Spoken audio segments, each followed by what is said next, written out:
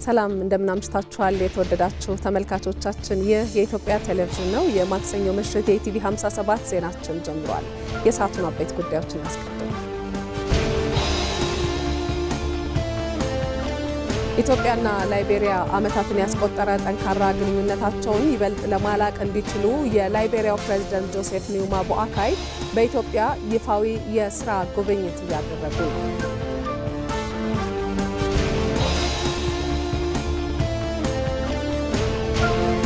የሰባተኛውን ጠቅላላ ምርጫ ዴሞክራሲያዊ ሂደት ለማረጋገጥ የጸጥታና ደህንነት ተቋማት በቴክኖሎጂና በቅንጅት የተናበበ ዝግጅት እያደረጉ ነው።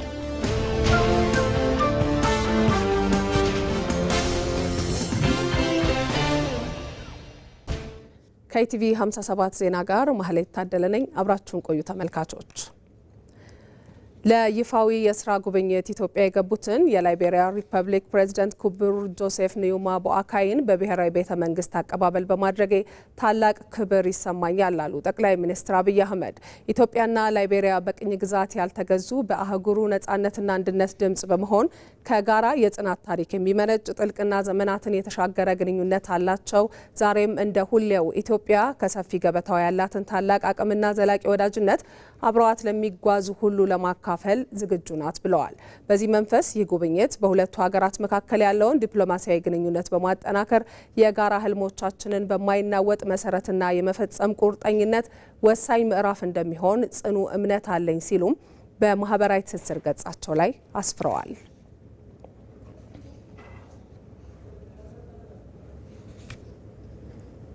ኢትዮጵያ በቴክኖሎጂ ዘርፍ ያስመዘገበቻቸው ስኬቶች ለመላው አፍሪካ ኩራት ናቸው አሉ የላይቤሪያ የውጭ ጉዳይ ሚኒስትር ሳራ ቦይስሎኒያቲ። በላይቤሪያ የውጭ ጉዳይ ሚኒስትር ሳራ ቦይስሎኒያቲ የተመራ ልዑክ የአይሲቲ ፓርክን ጎብኝተዋል። ሚኒስትሯ በዚህ ወቅት እንደተናገሩት በኢትዮጵያ የቴክኖሎጂ ዘርፍ የታዩ ለውጦች ለመላው አፍሪካ ኩራት ናቸው። ኢትዮጵያና ላይቤሪያ ያላቸውን የሁለትዮሽ ግንኙነት ወደ ላቀ ደረጃ ለማሸጋገር ያላቸውን ፍላጎትም ገልጸዋል። በተለይም በቴክኖሎጂ በግብርናና በትምህርት ዘርፎች ላይ በትብብር በመስራት የሁለቱን ሀገራት ህዝቦች ተጠቃሚ ማድረግ እንደሚገባም አስረድተዋል። የውጭ ጉዳይ ሚኒስትሯ እንደተናገሩት ወጣቶች አዳዲስ ግኝቶችን እንዲያመነጩ በፓርክ ውስጥ የተፈጠረው ምቹ ሁኔታ ለሌሎች ሀገራት ምሳሌ የሚሆን ነው።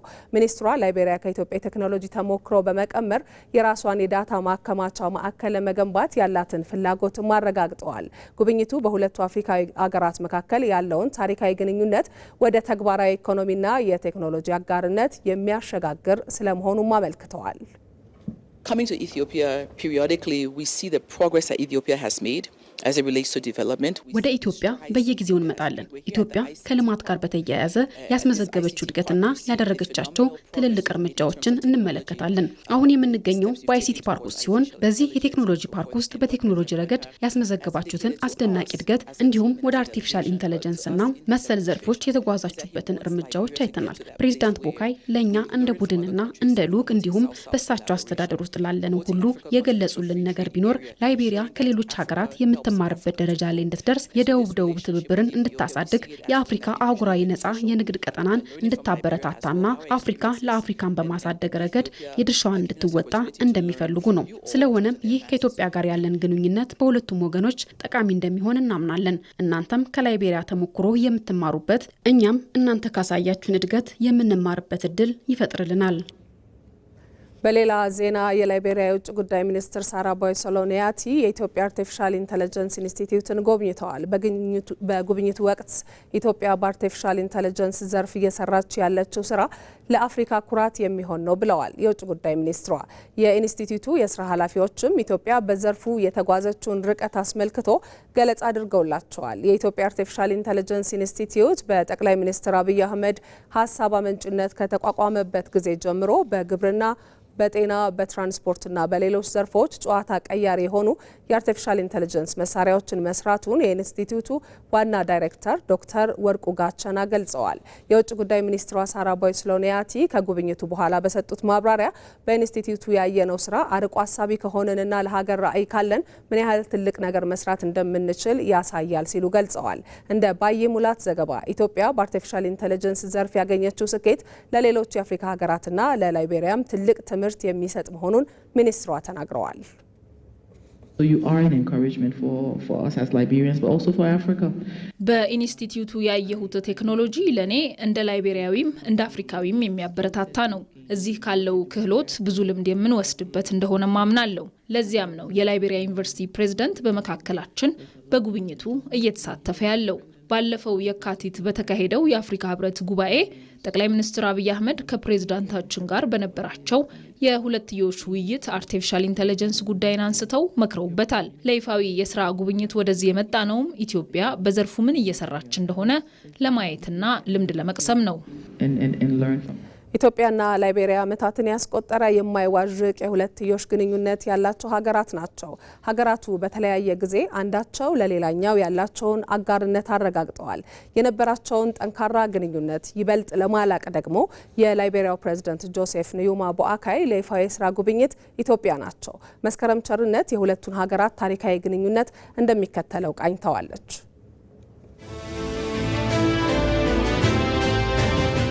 የአፍሪካ ኩራት፣ የነጻነት ተምሳሌት፣ የሁለቱ ሀገራት የጋራ መገለጫ ነው።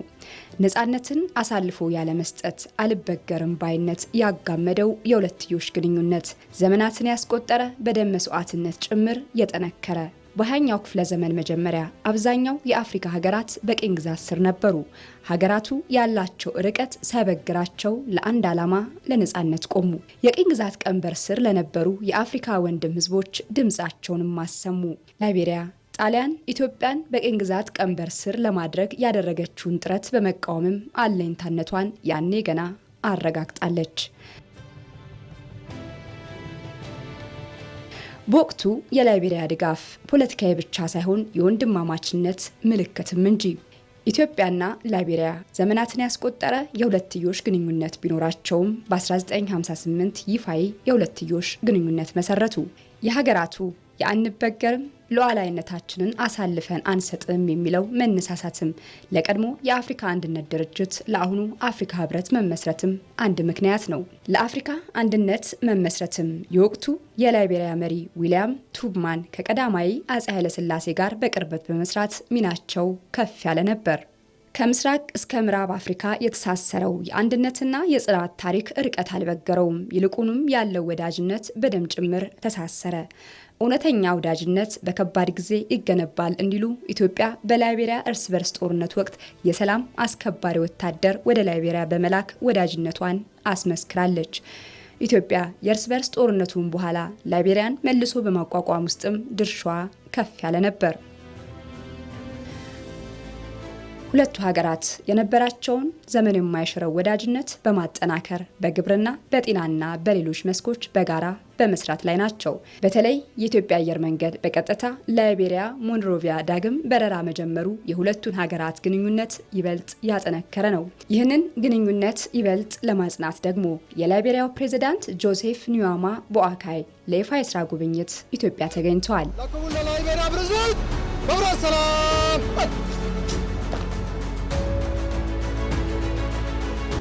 ፕሬዝዳንቱና ሉካቸው ቦሌ ዓለም አቀፍ አውሮፕላን ማረፊያ ሲደርሱ የኢፌዴሪ ጠቅላይ ሚኒስትር አብይ አህመድ ደማቅ አቀባበል አድርገውላቸዋል። የሁለቱን ሀገራት ግንኙነት ወደ አዲስ ምዕራፍ እንደሚያሸጋግረው በሚጠበቀው በዚህ ይፋዊ የስራ ጉብኝት ፕሬዝዳንቱ በኢትዮጵያ የተለያዩ የልማት ስራዎችን እንደሚመለከቱም ይጠበቃል። ሀገራቱ በግብርና፣ በጤና፣ በመሰረተ ልማትና መሰል መስኮች በጋራ ለመስራት የሚያስችላቸውን መንገድ እንደሚቀይሱም ይጠበቃል። ዜናችን ቀጥሏል ተመልካቾች። ጠቅላይ ሚኒስትር አብይ አህመድ ከፖርቹጋል የውጭ ጉዳይ ሚኒስትር ፓውሎ ራንገል ጋር ተወያዩ። ጠቅላይ ሚኒስትሩ የፖርቹጋል የውጭ ጉዳይ ሚኒስትር የሆኑትን ፓውሎ ራንገልን አግኝቼ የሁለትዮሽ ግንኙነታችንንና ቀጣይ ትብብሮችን በምናጠናክርባቸው ቁልፍ መስኮች ዙሪያ መክረናል ሲሉ መልእክታቸውን በማህበራዊ ትስስር ገጻቸው አስፍረዋል። 15ኛው የኮሜሳ የስርዓተ ጾታና የሴቶች ጉዳይ ቴክኒክ ኮሚቴ ስብሰባ በአዲስ አበባ መካሄድ ጀመረ። ምስራቃዊና ደቡባዊ የአፍሪካ ሀገራትን በአባልነት ያቀፈው ኮሜሳ የሚኒስትሮች ስብሰባ አካል የሆነውና በስርዓተ ጾታና ሴቶች ጉዳይ ላይ የሚመክረው 15ኛው የቴክኒክ ኮሚቴ ስብሰባ በአዲስ አበባ ተካሂደዋል።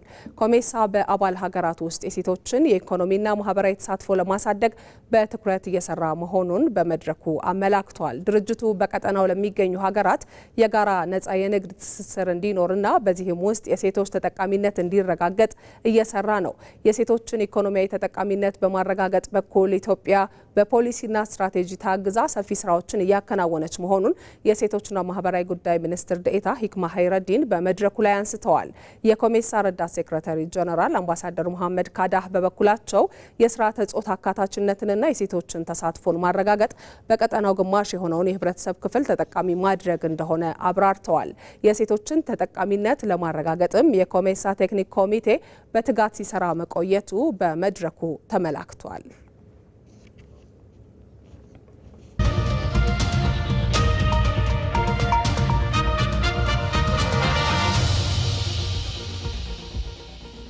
የሰባተኛውን ጠቅላላ ምርጫ ዴሞክራሲያዊ ሂደት ለማረጋገጥ የጸጥታና ደህንነት ተቋማት በቴክኖሎጂና በቅንጅት የተናበበ ዝግጅት እያደረጉ ነው። ተቋማቱ ምርጫው ሰላማዊ በሆነ መንገድ እንደሚጠናቀቅም አረጋግጠዋል። አሸናፊ እንዳለ መጨረሻ ዲሞክራሲ መሰረት ሊይዝ የሚችለው በምንድነው? በምርጫ ነው። እንግዲህ አንዱ የዲሞክራሲ ምሰሶ ምንድነው? ፍሪ ፌር ፔሪዮዲካል የሆነ ኤሌክሽን ማካሄድ ማለት ነው። እንግዲህ ምርጫ በሌለበት ዲሞክራሲን ማሰብ አይቻልም። ይህንን እውነታና የዲሞክራሲያዊ ስርዓት የተረዱ ዜጎች የድምጻቸውን ዋጋ በመገንዘብ ቀድመው የምርጫ ካርዶቻቸውን በእጃቸው እያስገቡ ነው። ይበጀኛል የሚሉትን አለመምረጥ ዲሞክራሲያዊ መብትን አሳልፎ መስጠት ብቻ ሳይሆን ባልመረጡት መንግስት የመመራት ግዴታ ውስጥ የሚጥል ነው። ከዚህ በፊት የተደረጉ ምርጫዎች በሙሉ መርጫለሁ። ሀገር ይመራል፣ ሀገር ያስተዳድራል፣ ለሀገር ጥሩ አስተዋጽኦ ያደርጋል የሚለውን መርጬ በራሴ ወስኜ እመርጣለሁ። በየ5 ዓመቱ ምርጫ መምጣት የሀገራችንን ዲሞክራሲ ስልጣኔ ማሳያ ነው። ህዝብ ደግሞ ይሁንታ የሰጠው መንግስት ሲያስተዳድር እርካታ አለ። ምርጫ የታለመለትን ግብ እንዲመታ በሂደቱ ነፃና ፍትሐዊነት ውስጥ የጸጥታና የደህንነት ተቋማት ሚና የላቀ ነው። ያለፈው ምርጫ ሰላማዊ በሆነ መንገድ እንዲከናወን ያስቻሉት የኢትዮጵያ የጸጥታና ደህንነት ተቋማት የተደረገላቸው የሪፎርም ስራ ደግሞ በአስተማማኝ ቁመና ላይ እንዲገኙ አስችሏቸዋል። ባለፈው ምርጫ በ2013 በነበረው ምርጫ አዲስ የለውጥ ሂደቱን ተከትሎም ቢሆን አንዱ ትልቅ ድል የታየበት መስክ በአንድ በኩል የፖለቲካ ምህዳሩ ክፍት ሆኖ ኢትዮጵያ ስፋት ያሉ አማራጮች እንድታይ እድል የተፈጠረበት ነው። ሁለተኛ ግን ጦርነትና ሌሎች ስጋቶችም በመኖራቸው ይሄንን ድባብ ለመቀየር ደግሞ በጣም በተለየ ሁኔታ የጸጥታ ተቋማት ትብብር ያሳዩበት ነው። ትብብር ማሳየት ብቻ ሳይሆን ምርጫውንና ሴኩሪቲውን ለመደገፍ የሚያስችል በጣም አዳዲስ ቴክኖሎጂዎች የተጠቀሙበት ነው። እንግዲህ ከዛ በኋላ 5 ዓመት ነው። ይሄ 5 ዓመት መንግስት በሴኩሪቲ ሴክተር ሪፎርሙ በተቋም ላይ ሰፊ የሆነ ኢንቨስትመንት በማድረግ በሰው ኃይል ልማት፣ በቴክኖሎጂ፣ በአሰራር ስርዓት፣ በአደረጃጀት ከፍተኛ የሆነ ለውጥ ያመጣበት ስለሆነ እነዚህ በየተቋማቱ የተደረጉ የለውጥ ስራዎች ተቋማቱ በተሻለ ቁመና ላይ እንዲሆኑ ለዚህኛው ምርጫ እና አጠቃላይ ለሀገሪቷ የሴኩሪቲ ሁኔታ ከፍተኛ እድል የፈጠረ ነው። ከምርጫው ቀደም ብሎ የተከናወኑ ስራዎችም ሆኑ በምርጫው ዕለትና ከምርጫው በኋላ የሚከናወኑ ተግባራት ግባቸው ኢትዮጵያ የጀመረችውን ዴሞክራሲያዊ ሂደት ማረጋገጥ ነው። ለዚህ ደግሞ ጅማሮው ሰላማዊ በሆነ መንገድ እየተከናወነ መሆኑ አስረጂ ነው። አሁን ላይ ከምርጫው እንግዲህ የምርጫ ፕሮሰስ ውስጥ አንዱ የመራጮች እና የምርጫ ካምፔን ያለው የመራጮች ምዝገባም እና ቁሳቁሶችን በየቦታው በተፈለገበት የምርጫ ክልልና ጣቢያ ማድረስ ነው። እነዚህ ስራዎች እስካሁን ይሄ ነው የሚባል የከፋ ችግር ሳያጋጥም የማድረስ ስራዎች የተሰሩ ነው ያሉት። ህብረተሰቡ እየተመዘገበ ነው ያለው። ቁጥሩ በጣም ከፍተኛ የሆነ የህብረተሰብ ክፍል ለመምረጥ የምዝገባውን እያከናወነ ነው ያለው። ለዚህ የጸጥታና የደህንነት ተቋማት ደግሞ የዚህን ሰላምና ደህንነት የማረጋገጥ የተፎካካሪ የፖለቲካ ፓርቲዎች የምርጫ ቦርድ አስፈጻሚዎች በሚንቀሳቀሱባቸው ቦታዎች ሁሉ ጥበቃዎችን የማድረግ እና የነሱን ደህንነት ጭምር የማረጋገጥ ስራ እየተሰራ ነው ያለው። ጠንካራና ልዩ የሪፎርም ተግባራት የተደረገላቸው የጸጥታና የደህንነት ተቋማት ስራዎቻቸው ዘመኑን በዋጀ ቴክኖሎጂ ጭምር የተደገፉና ምርጫውን ለማደናቀፍ የሚደረጉ የትኛውንም ጥረቶች ሀሳብ ብቻ እንዲሆኑ የሚያስችል ነው። ለዚህ ማረጋገጫው ለዓመታት ተበታትኖ ይሰራ የነበረው የጸጥታና ደህንነት ስራ በመናበብና በጋራ ሀሳብ መመራቱ ነው። በየተቋማት ያለው አቅም ብቻ ሳይሆን ተቋማቱ ከሳይሎ ሜንታሊቲ ወይም ከተከፋፈለ አስተሳሰብ ወጥተው ተደምረው አገራዊ ደህንነትን ማረጋገጥ በሚመለከት የፈጠሩት ባህል ለቀጣይ ስራችን እጅግ በጣም ከፍተኛ ነው። ይህንን አስተማማኝ ዝግጅትና ሁሉም ድምጾች ዋጋ እንዳላቸው በመገንዘብ በቀሪ ጊዜያት የምርጫ ካርድ መውሰድ እንደሚገባ ጥሪ ቀርቧል።